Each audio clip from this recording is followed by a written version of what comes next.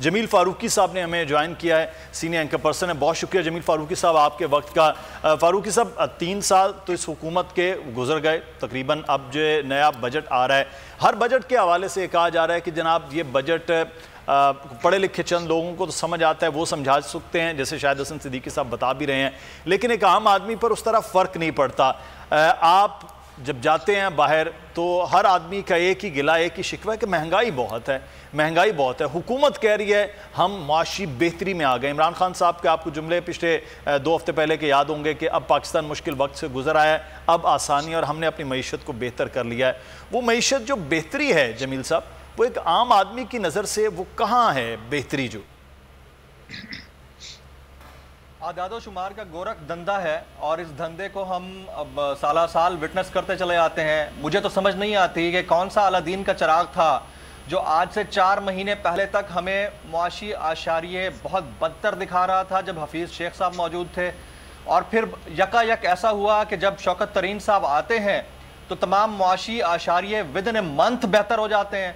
और अगर आप तमाम जो स्टैटिस्टिक्स हैं उनका एनालिटिकल डेटा देखें तो आपको सारे हकायक समझ में आ जाते हैं। शाहिद हसन सिद्दीकी साहब बड़ी तफसीली इस पर बात कर गए हैं, लेकिन मैं सीधा कुछ पॉइंट्स, जैसे आप पर कैपिटा इनकम देखते हैं 2017-18 और 2020-21 का आप कंपैरेटिव एनालिसिस कर लें, आपको फीकस आमदनी का साफ पता चल जाएगा। इसीलिए एक आम आदमी को, एक आम शख्स को महंगाई ज्यादा महसूस होती है, क्योंकि 2017-18 में पर कैपिटा या फीकस आमदनी जो थी ये $1652 थी, और 2021 और 20 के अंदर, 2020-21 के अंदर ये 1543, यानी $100 और कम हुई है, $100 से भी नीचे गई है। शरह नमू की हम बात कर लेते हैं। अब शाहिद साहब भी बता रहे थे ये 2017-18 में 5.53% थी, 2020-21 में ये 3.94% है। सिर्फ वाहिद एक सेक्टर है। अच्छा, उस सेक्टर की तरफ आने से पहले आप सर्विसेज सेक्टर में जाकर देख लें। सर्विसेज सेक्टर में भी 6.35% 2017-18 में थी और 2020-21 में 4.43% पर चली गई। ज़राअत हमारा जो सबसे इंपॉर्टेंट हमारा सेक्टर है जिसमें हम ग्रोथ दिखा सकते थे, बैडली टॉर्चर किया गया इस गवर्नमेंट की पॉलिसीज के जरिए। आप देखिए कि 2017-18 में 4% थी और डेंट लगा तो 2.77% पे आ गई। एक ही सेक्टर है जिसमें आपकी ग्रोथ नजर आई, एंड दैट वाज रेमिटेंसेस, तरसीलात ज़र। बाहर से लोग पैसे लेकर पाकिस्तान में भेजते रहे, लेकिन उसमें आपका क्या कमाल है? आप बांग्लादेश की रेमिटेंसेस देखें वो भी बढ़ी हैं, फिलिपाइन की रेमिटेंसेस देखें वो भी बढ़ी हैं, और पाकिस्तान की भी इस कोविड-19 पेंडेमिक में रेमिटेंसेस बढ़ी हैं। उसके बहुत सारे इंडिकेटर्स और फैक्टर्स हो सकते हैं। अब इनसे पूछा जाए कि आपका जो ग्रोथ रेट है आपने 3.94% या 4% दिखाया है, आप टारगेट देख रहे हैं 4.8% का, तो ग्रोथ रेट कैसे बढ़ा है? तो जवाब आगे से क्या आता है? आप इनकी लॉजिक चेक कीजिए। लॉजिक कहते हैं जी इलेक्ट्रिसिटी कंजम्पशन बढ़ी है तो हमारी पावर चली है, इंडस्ट्रियल सेक्टर का पहिया ज्यादा चला है तो हमारा ग्रोथ रेट बढ़ गया। आप अंदाजा लगा लें। एक और लॉजिक देते हैं। अब देखें, अब पाकिस्तान ब्यूरो ऑफ स्टैटिस्टिक्स ने जो आदाद शुमार दिए हैं कंजप्शन के, फूड कंजप्शन के, ये मैं बहुत इंपॉर्टेंट पॉइंट बताने जा रहा हूं। पाकिस्तान ब्यूरो ऑफ स्टैटिस्टिक्स ने फूड कंजप्शन के जो आदाद शुमार दिए हैं, that has been raised to 15%। मतलब हद हो गई है। आप बाहर जाइए, लोगों से पता कीजिए उनकी बाइंग कैपेसिटी क्या है। यानी आपने चंद फीसद से बढ़ाकर उसको 15% दिखा दिया, और माहिरीन ये कहते हैं कि 15% हो ही नहीं सकता, इट कुड बी, और बहुत ज्यादा मैक्सिमाइज करके दिखा दें तो 7% होगा। और जब आप 7% की बात करते हैं तो आपका जीडीपी 2 से ऊपर जा ही नहीं सकता। तो वो आदादो शुमार का गोरख धंधा जो हफीज शेख साहब को समझ नहीं आ रहा था, वो तरीन साहब को समझ आ गया, क्योंकि वो बैंकर हैं, उनको समझ आया और उन्होंने करेक्शंस की जो कि इन एक्चुअल इनकरेक्ट हैं।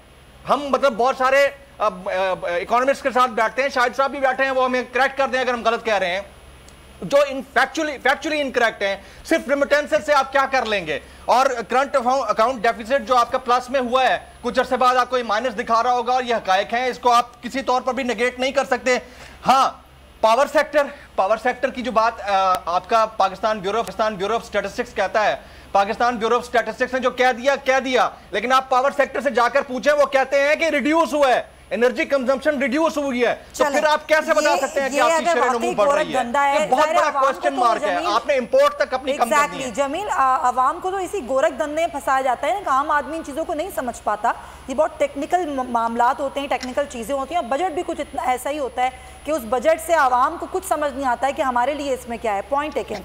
डॉक्टर जफ़र माहिर ज़राअत हमें ज्वाइन कर चुके हैं, उनसे भी हम बात करेंगे। लेकिन शाहिद साहब, जब हम तरक्याती पैकेज की बात करते हैं कि ज़ाहिर बजट में जब तरक्याती पैकेजेस दिए जाते हैं, बजट दिया जाता है सूबों को, लेकिन सूबे हमेशा उस पर नारा नज़र आते हैं। सूबे कहते हैं कि हमें वो बजट दिया ही नहीं जाता जिसकी ज़रूरत होती है।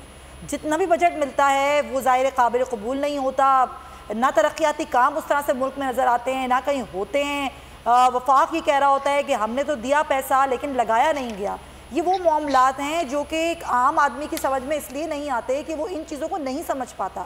टेक्निकल मामलात होते हैं, फिगर्स दिए जाते हैं कि इतने फिगर हैं इस सूबे के लिए, इतने हैं इस सूबे के लिए।